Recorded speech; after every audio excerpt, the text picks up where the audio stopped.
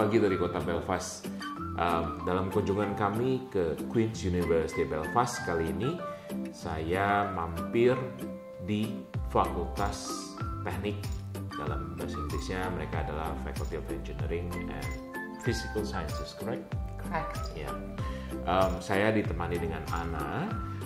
Beliau akan bercerita mengenai ada program apa saja, jenjang pendidikannya apa, dan program-program menarik apa yang mereka sediakan bagi mahasiswa dari Indonesia.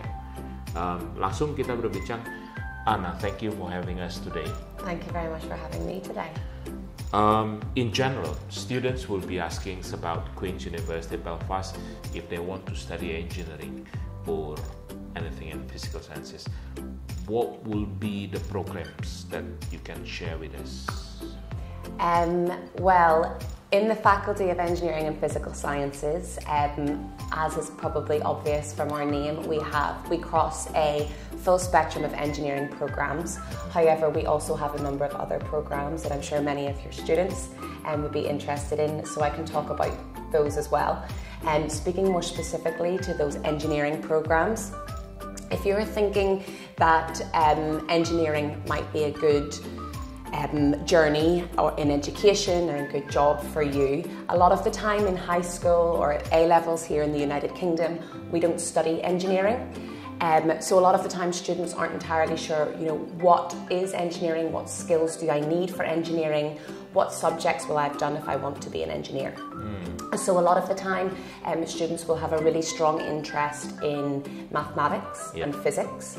However, while you're very intelligent and technical students, you'll also be a problem solver. So a lot of the time, a lot of our engineering programs are about building communication, building problem solving capacity and abilities, and using maths and technology to enable you to do that. So that's what all of our engineering programs will encompass. But then you will need to think about what scale you want to be an engineer at. So I'll use the idea of the scale to talk about the different programs that we have. By scale, I mean not of which are of which importance or more importance, but just generally thinking about the scale at which you will function at as an engineer. So let's begin with civil and structural engineers, and we'll work our way down to the chemical engineers at the very bottom, dealing with the smallest molecules within chemistry and chemical engineering. Right. So at the top of the scale, you've got civil engineering and structural engineering. And would it be helpful to talk about the content now within each of those? That would be good, actually. Some students is asking when they are studying about civil engineering, what do they study actually? What do they learn? So civil engineers and structural engineers.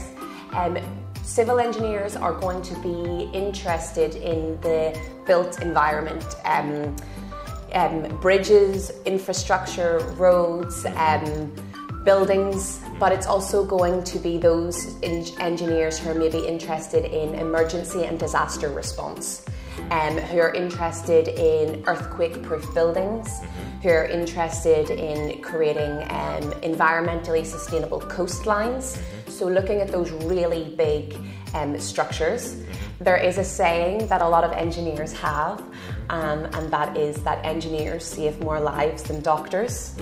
Within civil and structural engineering at Queen's University, it's a really nice programme. Our School of Civil Engineering is the oldest school of civil engineering in the UK. It is? It is the oldest school. It's one of the first schools within Queen's.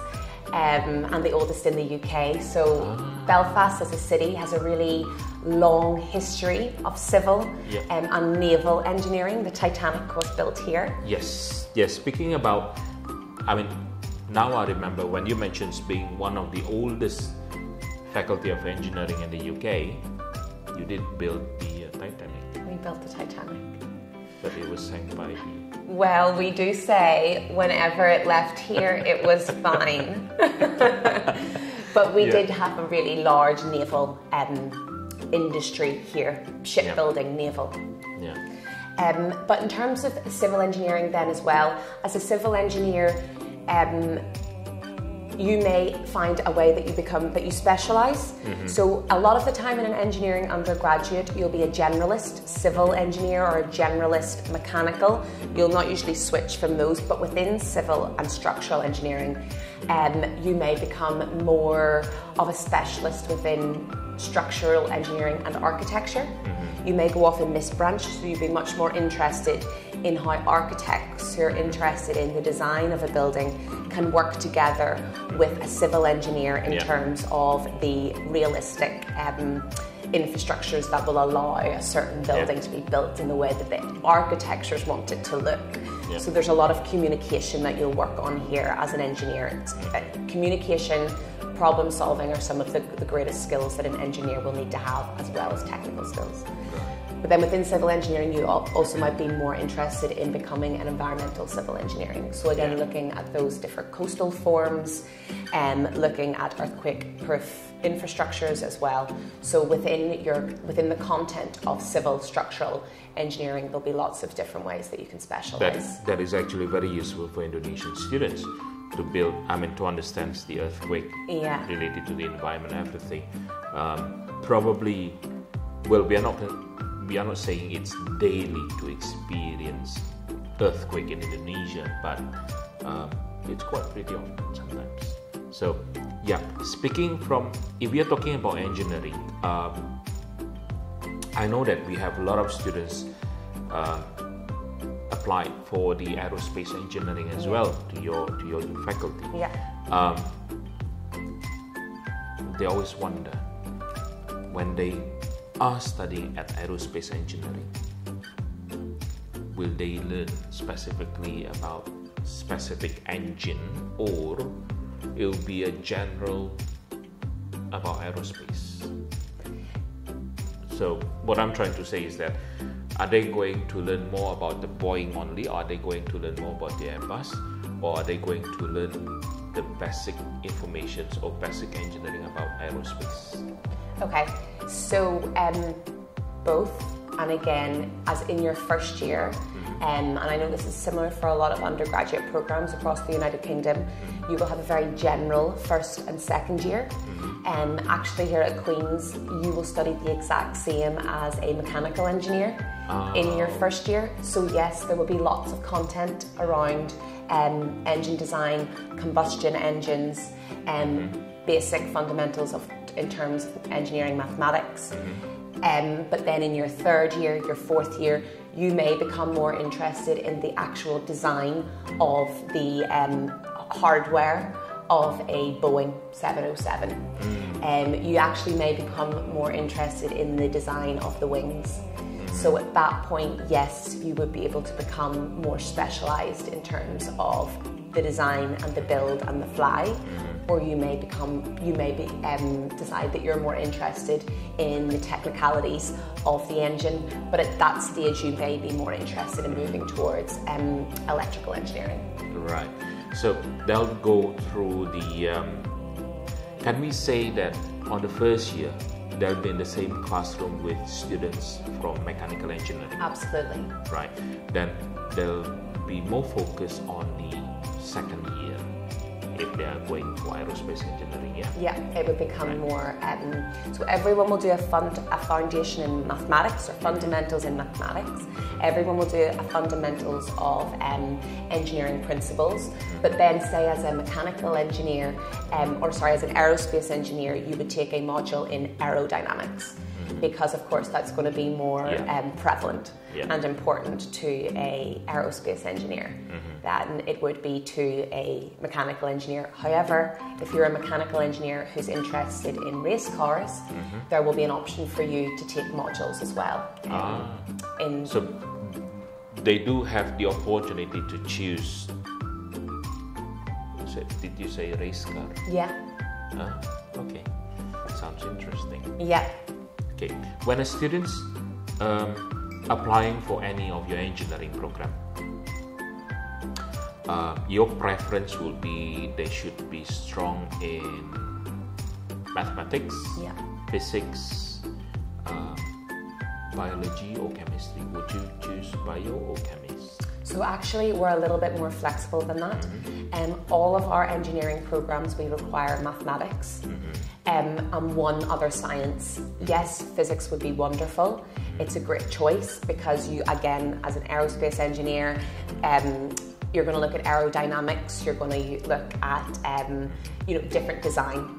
However, we don't require physics. We require mathematics for all of our engineering programs, one other science, biology, chemistry, physics. Either one. Any one. Yeah. And the third one, it can be of any choice. Okay. No requirement. Right. Chemical engineering, of course, we do require chemistry. And maths. Yeah. And then for computer science, we would also require students to have experience in programming and IT. Right. I saw on the list of subjects as well, you do have psychology. Yeah. The subject of psychology, if you're talking for master degree, would you require someone, I mean, this is what we understand, that for a master degree program in psychology, everyone should have a background in psychology and they should graduate from the UK as well. Or do you accept international students also? So is this for students on the postgraduate? Postgraduate, yes. Okay, so we have 3 programs in psychology here at Queen's. And our postgraduate in just general psychology is actually worth the same as an undergraduate in psychology. So in the United Kingdom here, we have a growing a lot in popularity in a master's called conversion masters. Yes. And conversion programs or conversion masters allow students who have done an undergraduate in something to take a conversion masters and change their career path completely. And that's what our psychology postgraduate here at Queen's is. So to gain entry into our MSc in psychological sciences, we only ask students to have an undergraduate of a 2-1 or a upper second class honours in any undergraduate. It could be history, veterinary, aerospace engineering, anything. We just require to have a 2-1, an upper second class honours, and you will then be able to take the psychological sciences masters. You will then graduate with whenever our undergraduate students graduate with a undergraduate in psychological sciences, they're accredited by the BPS, the British Psychological Society. Yep. But at the same time, those who take the Masters in Psychological Sciences will also graduate with a Masters accredited by the BPS, and they are worth the same. Okay. So while one's an intense 3 years, one's a less intense, longer 3 years to a year. But it's the first stage, that undergraduate or conversion masters, that's required by the British Psychological Society to take that next step towards being a accredited, certified clinical health psychologist here in the UK, which is a protected term and does by law require students to either have the first year or the psychological conversion masters or the undergraduate. So that's your first stage 1 for both. Right. Let me highlight this to the students in Indonesia. Untuk program master di bidang psychology, Queen's University Belfast menyediakan program conversion yang artinya kita dengan latar belakang S1 apa saja, tidak harus psikologi, kita bisa daftar dan belajar di program S2 Psychology milik Queen's University Belfast. Jadi programnya memang conversion. Siapapun backgroundnya apapun, dengan minimum IBEC-nya paling tidak diminta 3,3, lebih tinggi lebih baik tentunya. Dan setelah itu kita bisa masuk ke program S2-nya bidang psikologi. Lantas kita memiliki kesempatan juga untuk nantinya apabila kita ingin praktek di Inggris ternyata, karena program S2-nya di akreditasi dan kita juga dianggap sebagai mahasiswa yang layak menerima atau masuk dalam sebuah organisasi profesionalnya psikologi, yaitu British Psychological Society. Jadi BPS ini adalah badan yang akreditasi setiap lulusan psikolog. That was very interesting about psychology. Let's move on to the. You did mention about architecture, city planning as well, if I'm not mistaken. Yeah. Right. Those programs are available for undergraduate and postgraduate as well. Yeah. If a student's thinking about doing architecture, Yeah. for master degree, is it also accredited by RIBA? The postgraduate? Postgraduate, yes. Yeah. So here again in the United Kingdom, to be an accredited architecture, it's also like psychology, a legally protected term. Yeah. So in psychology, there's 2 stages. In architecture, there's 3.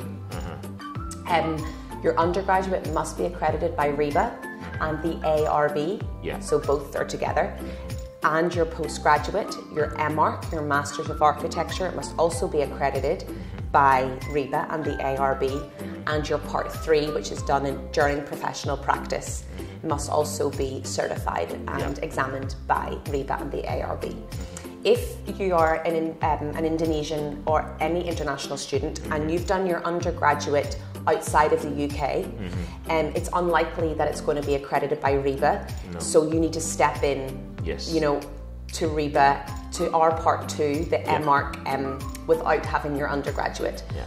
If you gain entry onto an MArch, which is accredited by RIBA, you can at that time go through a process where your undergraduate can be reviewed by RIBA while you're here in the UK. Okay.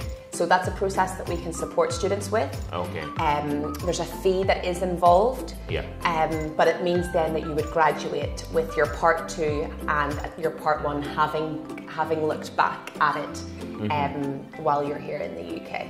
So they'll get 2 qualifications as well, yeah? I mean, their degree will be 1 qualification. Yeah, 1 qualifications, but their degree from Indonesia will also be considered or accredited by RIBA. Yeah, Part 1. That would need to happen externally. Yeah. So, we can provide students with all of the details to do that, but there would be a liaison happening. Yes. So they're gonna have to deal with the RIBA community. Right? Yes. For undergraduate, how long is the course for architecture? So the undergraduate course is 3 years. So to be accredited by RIBA, there's lots of different specifics. So to be accredited by RIBA, by the time you finish your Part 2, you must have done 24 months, 2 years, working professionally. 12 of those must be done after Part 2. Some students do all 24 after Part 2. So they do 3 years undergraduate, they go straight to MArch, and then they do 24 months, 2 years. Lots of students take a break, and they'll do 12 months in between their undergraduate and their postgraduate. So there's lots of flexibility, lots of different paths, but if you just want to do 3 years BSc in architecture and be accredited for your Part 1, you can do that. Okay, so it's just 3 years and accredited Part 1 of RIBA. Yes. And for students applying to that program, you'll require them to have studied in math. We look for maths. It's not necessary though. Okay, so what would be the subjects that you'll require? This is the endless question. So we have students that come to architecture with a whole array of different subjects. Yeah. And if you do not have art, then we would look for students to have a portfolio submitted, and we will review your portfolio, but there wouldn't be any interview. But we do look for students to have maths and art are a great combination, but it's not specifically required. So can I say that it is necessary to have the skills in arts, but they also have to be supported by other subjects like mathematics. Will you require physics or? No physics is required, and again, we don't specifically require them to have art if they can provide a really strong portfolio. then we would also take that ability, because in a portfolio, where students will have lots of different things that influence and drive them and inspire them. Some students will be really interested in photography. Some will be really interested in using digital technology and computer-aided design. So we look for different skill sets. We just want students to be able to demonstrate what influences them and how they view the world. Do you need them to make a portfolio? Yeah, we would require students to have a portfolio. What is the specifications of the portfolio? So the specifications of the portfolio is that they're able to demonstrate the different, again, it's very open to the student's own interpretation, but we're looking for students to demonstrate what does influence them and how they can extract different themes and different design techniques from the built environment around them and the natural landscape as well. So there will be some students who have a portfolio where they really demonstrate their photography and those sorts of interests. Another student may already be much more interested in using CAD, computer-aided design. Now we do look for students to have different elements, but some students of course will lean more towards one element over another. Okay, well, it's been quite a long conversation. Anything that you would like to share with Indonesian students about studying engineering at Queen's University Belfast? First of all, I would like to say good luck in your education and journey ahead. I think to study engineering and those related physical sciences can only afford you a really exciting career, an exciting future. What I would say is that make sure that you are thinking about, like I said at the beginning, the different skills that you want to work at. Because while you're an engineer and you're already going to have lots of those different similar interests in terms of you'll be a good communicator, you're going to be a good problem solver, but you need to think about the different scale of the world that you want to work at. You know, do you want to be a civil engineer? Do you want to be a mechanical engineer? Or do you want to be a aerospace engineer or a chemical engineer or an electrical engineer? There's lots of different skills, and you will probably already have the ability to work at any of those levels. Because it is just a really strong background in maths, etc. If you want to study psychology, I would say study psychology because you're interested in human behaviour, not just because you think you're going to be a clinical psychologist. You could go on and work in marketing, you know, how people consume different goods, why we buy what we buy. And you could work in human resources to understand how different organisations work together. So there's lots of different career opportunities. Your undergraduate degree does not decide specifically what your career is going to be. However, as an engineer, usually once you're doing engineering, there's a very specific career that you're going to follow after that. Right. Very good advice. Thank you so much, Anna. It's been nice to have a conversation with you about the PS faculty from Queen's. Demikian informasi yang bisa kami berikan saat ini dari Fakultas IPS disingkatnya, yaitu Engineering and Physical Sciences, Queen's University Belfast. Sampai jumpa di video kami selanjutnya yang akan kita bahas nantinya mengenai hal-hal lainnya yang berhubungan dengan pendidikan di Inggris. Sampai jumpa, terima kasih.